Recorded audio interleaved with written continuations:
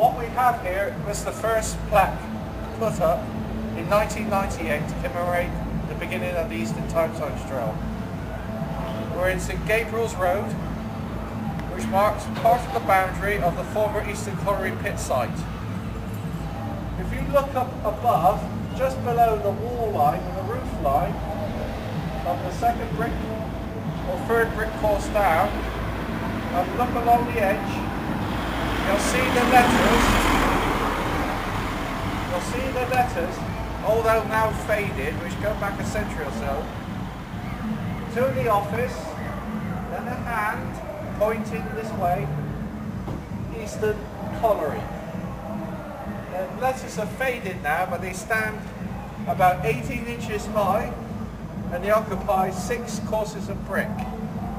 This building here was part of the mortuary site for the Easton Colliery, which opened in 1824 and closed in 1911. During its 90 or so years history, there was a number of accidents here and a number of fatalities here.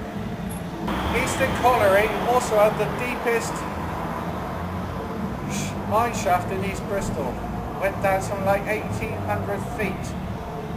There were drift mines all over the place, and there were also pit owners who spent their entire lives below ground, which you'll see details of on another plaque, which also commemorates part of the Felix Road coal pit site later on.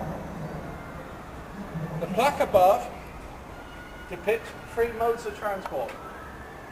When the colliery was closed in 1911 following the strike, they were mainly using horse and carts. By the 1950s, they were using Bedford lorries, and these are taken from photographs.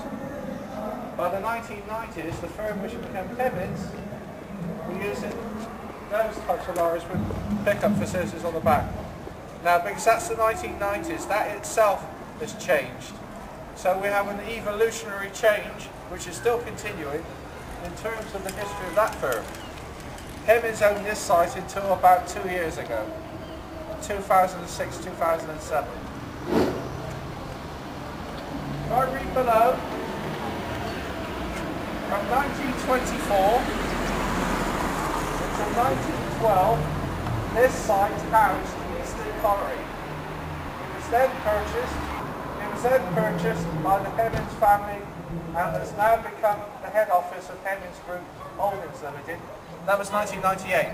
But the last couple of years that too has changed. It was the first plaque to be put up in the Easton area on May 8th, 1998. But it's not the first one in the series.